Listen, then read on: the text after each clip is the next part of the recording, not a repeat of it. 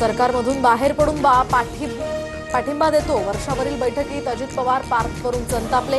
अंबादास दानवेंचा दावा, तर अजित पवारांच्या भूमिकेमुळे पार्थ पवारांना जमीन प्रकरणात वाचवलं जातंय। दानवेंचा आरोप, अंबादास दानवे खोटं बोलतायत। मी सुद्धा वर्षा बंगल्यावर उपस्थित होतो। बावनकुळेंनी आरोप फेटाळले। तर पुणे जमीन प्रकरणामध्ये 42 कोटींची नोटीस योग्य, बावनकुळेंचं वक्तव्य। मंत्री संजय शिरसाटांच्या मुलीकडूनच मतदार यादीमध्ये घोळ, तर 31 जुलै शेवटची तारीख असताना सुद्धा 26 ऑक्टोबरला हर्षदा शिरसाट यांचा यादीत नाव टाकण्याचा प्रयत्न, अंबादास दानवेंचा गंभीर आरोप। दानवेंचं वक्तव्य मूर्खपणाचं, निवडणूक प्रक्रिया माहिती नसल्यास ती समजून घ्यावी। हर्षदा शिरसाटांवरील आरोपांनंतर संजय शिरसाटांचं प्रत्युत्तर।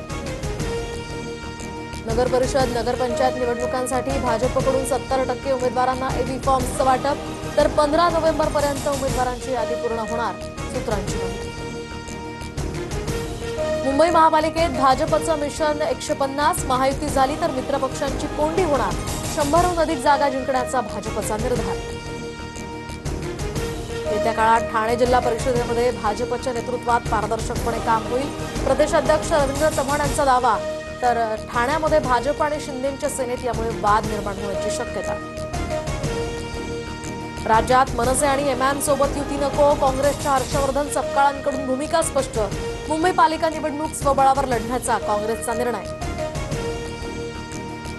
राष्ट्रवादीच्या स्टार प्रचारक यादीमध्ये अमोल मिटकरींना स्थान, रुपाली चाकणकरांचंही यादीत नाव, मात्र रुपाली ठोंबरे पाटलांचं नाव स्टार प्रचारकाच्या यादीत वगळलं।